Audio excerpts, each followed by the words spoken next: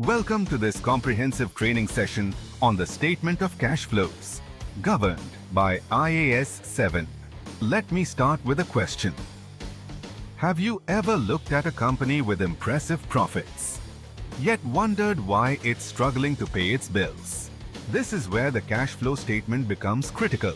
Today, we'll explore how cash actually moves within an organization, not just through profits, but through real, tangible transactions.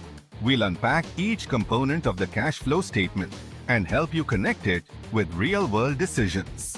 IAS 7 requires entities to report historical changes in cash and cash equivalents by categorizing them into operating, investing, and financing activities.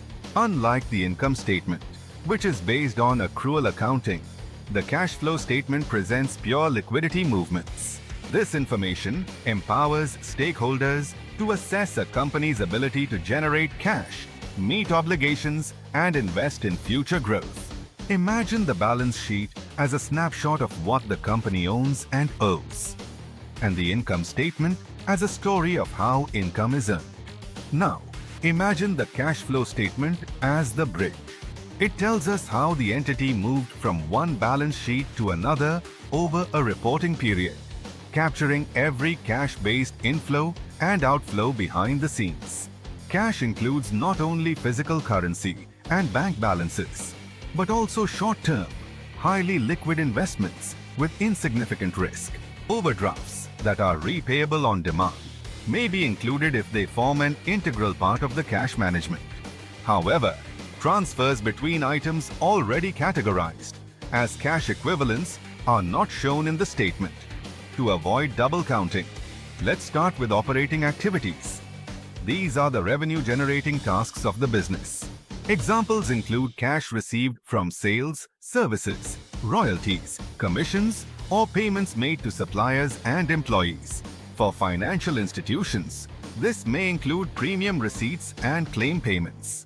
Think of this section as a reflection of everyday business health.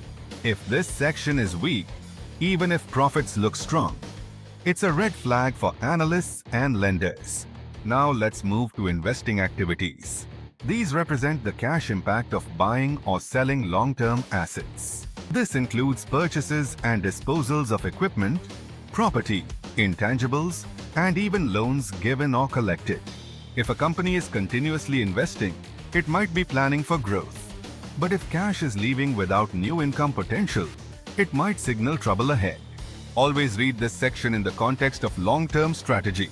Next, we have financing activities. This section tells the story of how the company raises funds through equity or borrowing, and how it repays those funds. Issuing shares, repaying loans, leasing obligations, all of these fall here. What's important is the pattern. Is the company heavily dependent on debt? Is it paying consistent dividends? Are shareholders being diluted year after year? There are two ways to report cash from operating activities: the direct and the indirect method. The direct method lists actual cash receipts and payments. For example, cash received from customers or paid to suppliers. The indirect method starts with net profit and adjusts for non-cash items like depreciation, changes in working capital, and provisions. While both are permitted, most companies use the indirect method due to data availability and familiarity. One often misunderstood area is interest and dividend classification. IAS 7 allows flexibility. Interest paid can be operating or financing. Interest received and dividends received can be operating or investing. Dividends paid can be operating or financing. What matters is that the policy should be consistently applied and clearly disclosed. IAS 7 also outlines several disclosures to enhance transparency. A breakdown of cash and cash equivalents and their reconciliation with balance sheet figures. Policies on cash classification. Details of cash balances not available for use, like restricted cash, unused borrowing facilities, segment-wise cash flows, and joint venture cash activity under proportionate consolidation. These disclosures don't just fulfill compliance, They offer deep insight into financial flexibility and risk exposure.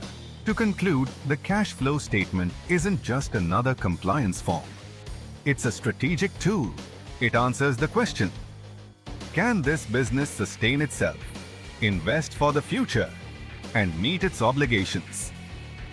By learning to read and analyze it, you elevate your ability to interpret business health far beyond net profit.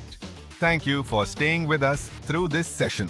If you found this tutorial useful, we encourage you to explore our upcoming sessions on cash flow forecasting, ratios, and IFRS-based financial analysis.